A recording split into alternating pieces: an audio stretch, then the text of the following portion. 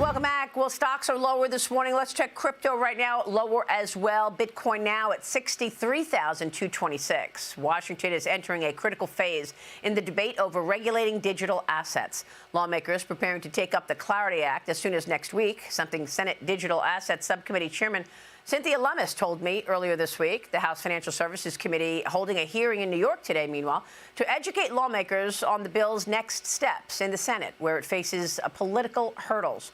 We are talking about it right now. Coinbase's chief policy officer joined me, Faryar Shirzad, on the program this week, arguing that the legislation would be a major step forward for consumer protection and market integrity. Watch.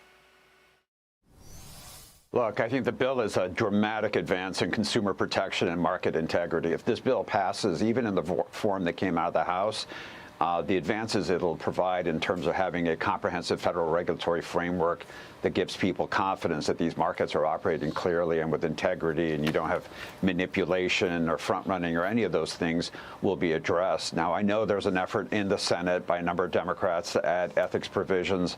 That's something we in the industry really can't speak to. It's an amendment to the government ethics rules, which is really something policymakers need to figure out. And so we'll see what happens on that side of it. But even without an ethics provision, the bill is a dramatic step forward for the priorities that Democrats have laid out. And so I hope everybody keeps their focus on that reality.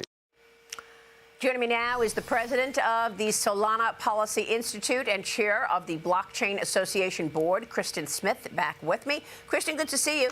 Thank you so much for being here. What are your thoughts on Clarity and the ethics conversation underway right now?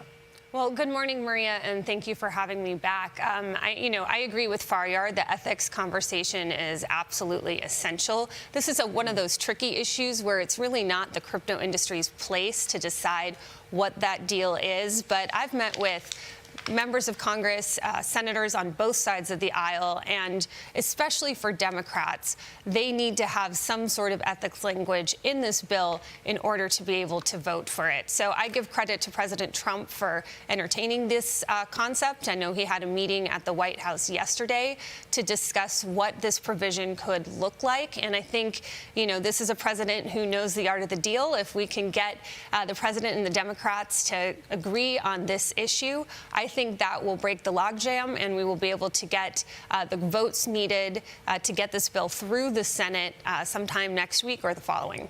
Yeah, I mean, the president hosting senators for the discussion on the Clarity Act, and these conflict of interest provisions are critical here, and they need to be acceptable to President Trump.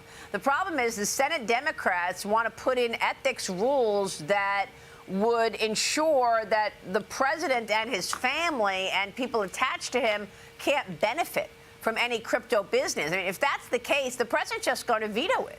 Right. We need to have something that is workable for the president. And you have to remember the beauty of the way that they're doing this is the rules apply not just to the president, but also to the Congress. And so this is something that everyone, regardless of who's in power, are going to have to live by. And so it's important they get them done right.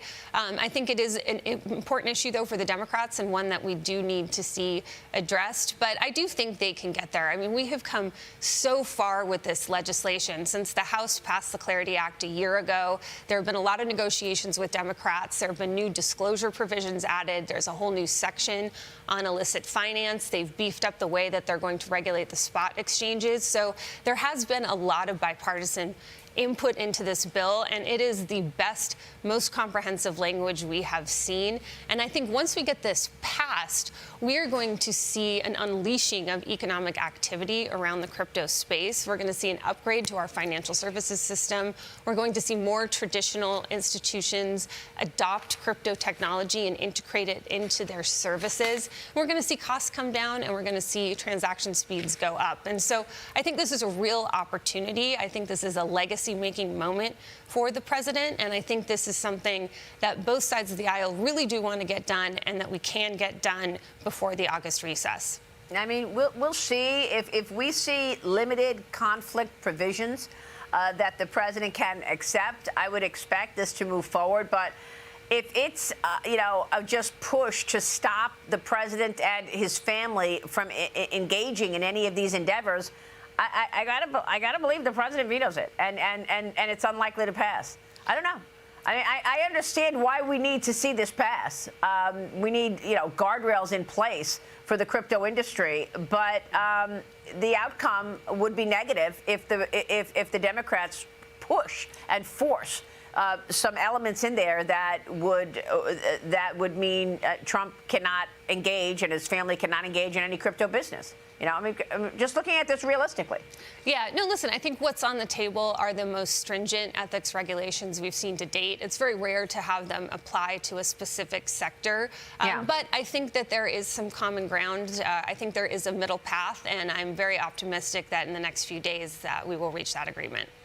The push for crypto regulation coming nearly a year after the Genius Act passed. I mean, it's been a year. It created a federal framework for stable coins, and everyone was very positive with that, which Senator Haggerty worked on so much. These new rules could impact competition between traditional banks and crypto companies.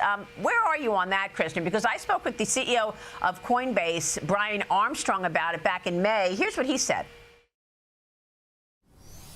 This stablecoin reward issue is very important, and I think President Trump has showed incredible leadership here, creating a strong crypto agenda. We just got the Genius Act passed into law, which actually did enable stablecoin rewards to happen.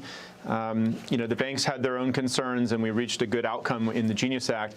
And now the banks really are coming and trying to undermine the president's crypto agenda. They're trying to protect their own profit margins, taking money out of the pockets of hardworking average Americans and putting it into the coffers of these big banks that are hitting record profits.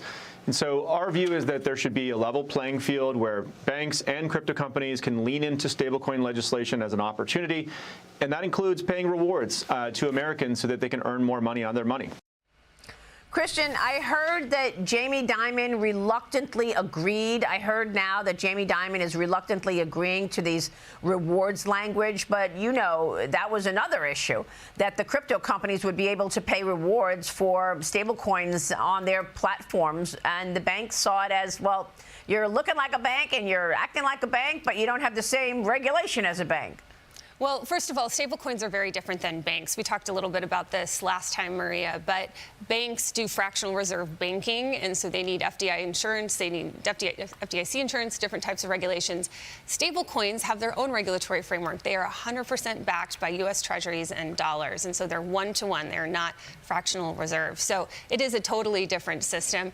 That being said, listen, the banks, they put up a good fight. There were over 3 months of negotiations with Senators Tillis and also Brooks. To come up with a fix to this. And to quote Patrick Witt, who is the White House crypto advisor, asked and answered. They came, there was discussion, the language is in. This is a closed issue. We don't need to reopen it at this time.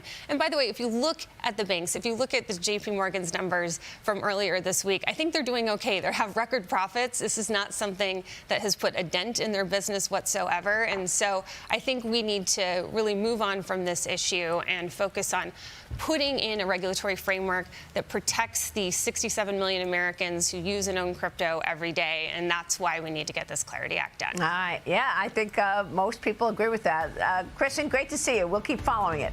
Great to see you, Maria. Solana Policy Institute President, Blockchain Association Board Chair, Christian Smith. Stay with us. We'll be right back with the U.S. Chief of Protocol.